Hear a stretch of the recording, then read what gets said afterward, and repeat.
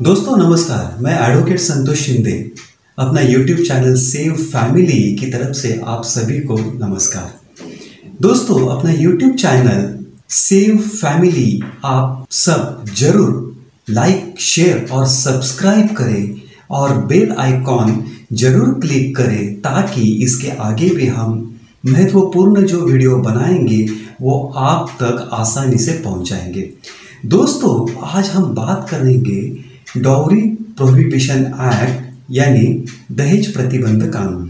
दोस्तों शादी के समय लड़की वालों को अपनी लड़की के भविष्य के लिए बहुत मात्रा में, बहुत ज़्यादा संख्या में अपनी स्वेच्छा से, अपनी इच्छा से सोना, चांदी, इसके जेवरात या कोई यूटेंसिल्स दिए जाते हैं।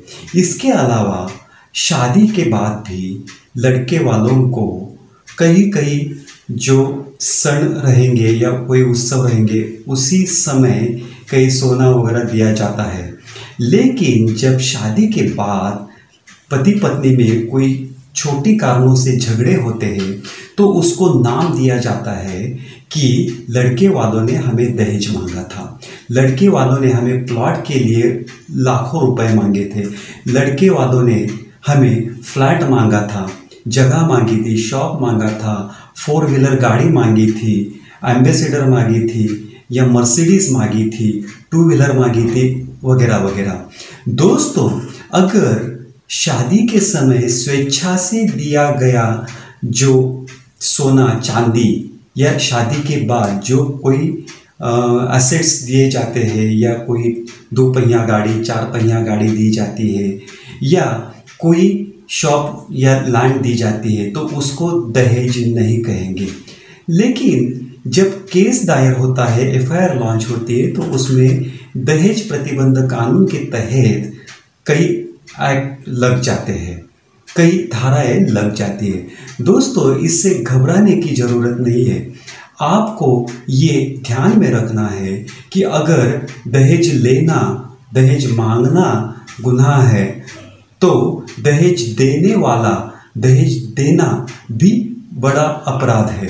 दोस्तों अगर डाउरी प्रोहिबिशन एक्ट में हम देखेंगे तो अगर दहेज मांगना या दहेज लेना गुनाह जो बताया है तो आपको उस पर ध्यान देकर जो एफआईआर आपके अगेंस्ट में लॉन्च हुआ है उसको देखते हुए आप क्वैशिंग के लिए जा सकते हैं या वही लोअर कोर्ट में, कनिष्ठ न्यायालय में आप उसी एफआईआर में जो बताया है वो आप चैलेंज कर सकते हैं। तीसरी बात यही है कि अगर आपके खिलाफ ये झूठा केस लगाया है दहेज प्रतिबंधित कानून की धाराओं की मदद से तो आप उसको जो सच है दिखाना चाहते हो तो आप भी आपकी पत्नी या उसके मैके वालों के अगेंस्ट में पूरे सबूत इकट्ठा करके आप दहेज प्रतिबंध कानून के तहत उनके खिलाफ भी, उनके विरुद्ध में भी आप केस लगा सकते हैं कि जैसे दहेज देना भी अपराध है, दहेज देना भी कानूनन गुनाह है। दोस्तों हमें ये बात ध्यान में रखनी है कि अपने संविधान में इतनी सारी जो बातें, महत्वपूर्ण बातें बताई है कि उस पर हम ध्यान नहीं देते हैं। लेकिन जब पत्नी या लड़की वालों की तरफ से ये एफआईआर लॉन्च किया जाता है तब एक तरफ से ये सब देखा जाता है। लेकिन कई सालों से हम देखते आ रहे हैं कि कानून का बढ़ता हुआ मिसयूज बढ़ रहा है, उससे परिवार संस्था उजाड़ रही है, कुटुंब संस्था एवं विवाह संस्था उद्ध्वस्त हो रही है। कई पैमाने पे, कई मायने में हम देख रहे हैं कि ये कानूनी आतंकवाद बढ़ रहा है। ये कानूनी आतंकवाद रोकथाम के लिए, कानूनी आतंकवाद रोकने के लिए हमें सतर्क रहना बहुत जरूरी है। दोस्तों अगर आपके खिलाफ भी ऐसा कोई केस दर्ज हुआ है, लगा है तो आपको डरने की या चिंता करने की बात नहीं। आप अपने जो सुझाव है या अपनी कुछ समस्या है वो हमें कमेंट के स्वरूप में बता सकते हैं, कॉल कर सकते हैं। उस पर हम आपको जो कानूनी सलाह देनी है, बतानी है, वो हम आपको जरूर बताएंगे।